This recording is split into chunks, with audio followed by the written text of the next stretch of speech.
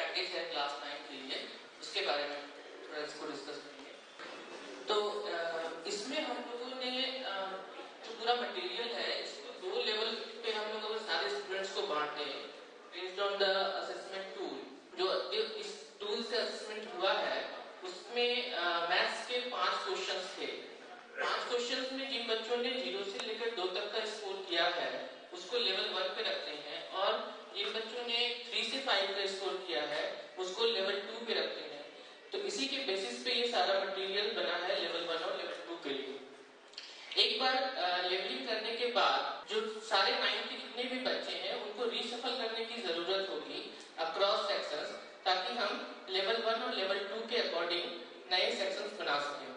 Materials जैसा हमने कहा कि 2 तरह के मटेरियल्स हैं, लेवल 1 के लिए है, लेवल 2 के लिए है। लेवल 1 का जो मटेरियल है जिसको हम लोग फाउंडेशनल मैथ्स कर रहे हैं, और लेवल 2 का जो मटेरियल है जो क्लास 9 के सिलेबस के अकॉर्डिंग बनाया गया है। ये जो फाउंडेशनल मैथ्स है इसमें जो मटेरियल्स हैं ये बेसिकली कवर कर रहा है बेसिक ऑपरेशंस, बेसिक ज्योमेट्री और बेसिक फ्रैक्शंस। इसका क्लास 9 के सिलेबस से डायरेक्ट कोई लिंक नहीं है, पर किसी भी तरह के मैथ्स को सीखने के लिए ये फाउंडेशनल मैथ्स जरूरी होगा, इसलिए पहले इसको रखा गया है। और ये मेनली जो है मतलब प्राइमरी जो है लेवल 1 के लिए होगा। दूसरे लेवल का जो मटेरियल है वो उसमें अलजेब्रा, ज्योमेट्री और स्टैट्स ये सारे कॉम्पिटेंसीज इंक्लूड किए गए हैं। तो लेवल 1 का जो मटेरियल है वो उन बच्चों के साथ बेसिकली करना है जिनको डिवीजन तक में प्रॉब्लम है, और डिवीजन हम करते हैं तो word division with word problem, क्योंकि रीडिंग कॉम्प्रिहेंशन काफी इंपॉर्टेंट होगा लेवल 2 के लिए, क्योंकि वो सारा मटेरियल सेल्फ लर्निंग मोड पे बना हुआ है। तो इसलिए रीडिंग कॉम्प्रिहेंशन चेक करने के लिए यहाँ पर जब तक बच्चे लेवल 1 के वर्ड प्रॉब्लम्स नहीं कर पाते तब तक हम उनको लेवल 2 पे नहीं लेकर जाएंगे। लेवल 1 का जो मटेरियल है वो बेसिकली उसमें 7 माइलस्टोन्स हैं। आपके पास एक सैंपल होगा S1 से लेकर S7 तक।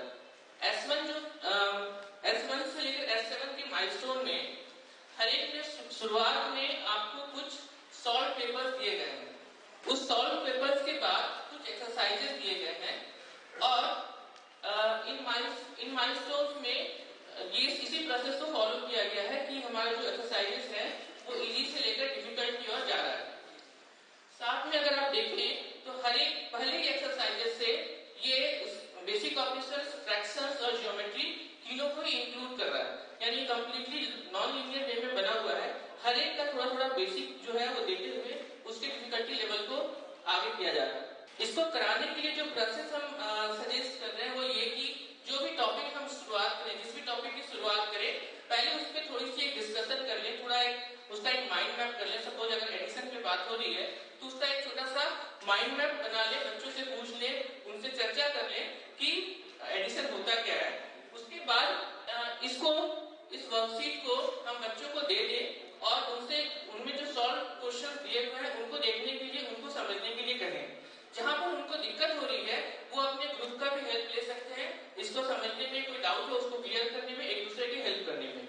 इस दौरान जब वो छोटे छोटे सब ग्रुप्स बनेंगे, जब हम सब ग्रुप्स की बात कर रहे हैं तो वो 4 से 5 स्टूडेंट्स का जो एक सब ग्रुप है उसमें हमारे teacher as a facilitator move करें और सपोर्ट करें जहां भी उनको दिक्कत होती है। साथ में ये इंश्योर करें कि हर एक का पार्टिसिपेशन उसमें हो रहा है। अगर कोई ऐसा क्वेश्चन है जिसको बहुत थोड़े ग्रुप, यानी यदि कोई कॉम्प्लिकेटेड सा प्रॉब्लम है जिसको बहुत थोड़े ग्रुप ही इसको कर पा रहे हैं, उसको पूरे क्लास के सामने डेमोन्स्ट्रेट कराने की कोशिश करें। वो कोई एक बच्चा करे या कोई ग्रुप आकर उसको आगे डेमोन्स्ट्रेट करे।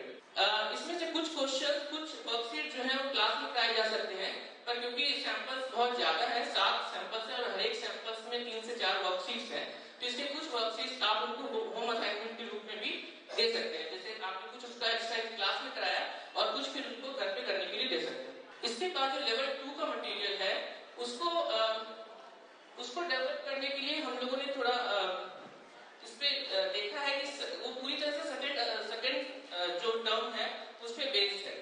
सेकंड टर्म में जो सिलेबस है ये शायद बहुत क्लियरली दिख नहीं रहा होगा कि बेसिकली इसमें algebra, geometry, mensuration, stats, probability और उनका एक मार्क्स डिवीजन भी दिया हुआ है कि इतने इतने मार्क्स मार्क्स से हम ये 90 मार्क्स का पेपर बनाते हैं।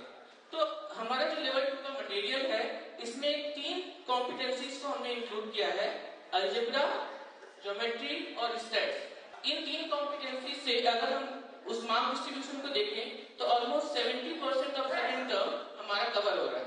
आउट ऑफ 90 हम 63-64 मार्क्स को कवर कर रहे हैं। अगर हम यहाँ पर एक बात करें कि अगर अलजेब्रा, जैसे सपोज हमने एग्जांपल लिया अलजेब्रा का, अलजेब्रा में जो सिलेबस में है, अगर हम इसके सिलेबस की बात करें, ये सीबीएसई की साइट से ही है, अगर इसके सिलेबस की बात करें तो सेकंड टर्म में क्लास 9 में इक्वेशन विद 2 वेरिएबल्स आता है। लेकिन यहाँ पर जो मटेरियल बना है उसमें आपको 2 वेरिएबल से स्टार्ट ना करके उसके बिल्कुल स्टार्टिंग से एक इक्वेशन क्या हो सकता है, वेरिएबल क्या होता है, कांस्टेंट क्या होता है, ये सारी चीजें बताई गई है। फिर 1 वेरिएबल का इक्वेशन कैसा होता है, उसको कैसे सॉल्व करेंगे, ये चीज की गई है। और उसके बाद धीरे धीरे फाउंडेशन डेवलप करते हुए फिर हम उसके क्लास तक आते हैं कि 2 वेरिएबल का इक्वेशन क्या होता है, 2 वेरिएबल इक्वेशन को सॉल्व कैसे करना है, 2 वेरिएबल इक्वेशन का ग्राफ में कैसे प्लॉट करना है। ये सारा कुछ जो एक मतलब हर चीज का एक बेसिक कॉन्सेप्ट जो है, मतलब हमने इसको एग्जाम ओरिएंटेड जरूर बनाया है, लेकिन उसमें कहीं भी कॉन्सेप्ट के साथ हमने कॉम्प्रोमाइज नहीं किया, उसको बिल्कुल ही हर एक कॉन्सेप्ट को क्लियर करते हुए उसके बाद आगे बढ़े हैं। इसकी एक लर्निंग ट्रेजेक्टरी जो है उसी को इसने फॉलो किया है।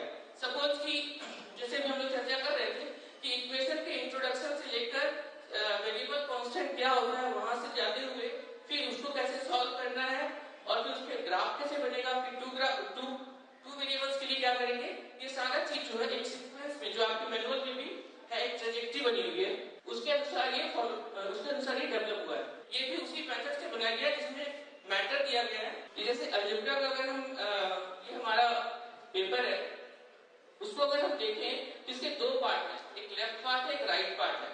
लेफ्ट पार्ट में आपको मैटर स्टार्टिंग से बताया गया है और राइट पार्ट में कुछ इलस्ट्रेशन, हर एक वैसे टर्म्स जो हिंदी में ज्यादा क्लियर नहीं है इंग्लिश में ज्यादा क्लियर हो सकता है। राइट साइड में उसको डिफरेंट इलस्ट्रेशन और वो देकर इलस्ट्रेशन और किसी हर टर्म को क्लियर करते हुए ये बताया गया है कि इक्वेशन क्या होता है और फिर वो सारी चीजें बताते हुए उसको फिर 1 वेरिएबल से होते हुए 2 वेरिएबल तक लाया गया है।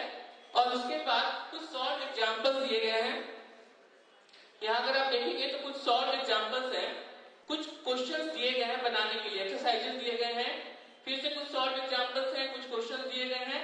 और इस जगह पर देखिए बेहतर समझ के लिए प्रश्नावली 4.1 का अभ्यास करें, ये उनके टेक्स्ट बुक से उनको जोड़ने की कोशिश की गई है और यही प्रैक्टिस हर जगह फॉलो हुआ है पूरे ही इस कंटेंट में, अलजेब्रा में, ज्योमेट्री में और स्टैट्स में। इन 3 चीजों को हमने यहाँ पर कवर किया है। वैसे अगर हम ज्योमेट्री की बात करें तो ज्योमेट्री बेसिकली 3 पार्ट में बटा हुआ है, 3 भाग उसके किए गए हैं। पहले भाग में हम बेसिक जितने भी शेप्स हैं, ट्राइंगल, क्वाड्रिलेटरल, ये सारे चीजों का इंट्रोडक्शन देते हुए फिर उसके पेरीमीटर और एरिया तक गए हैं। यहाँ पर एरिया जो है, सपोज जैसे सिलेबस में एरिया ऑफ ट्राइंगल है, उसमें हीरोन्स का फॉर्मूला है।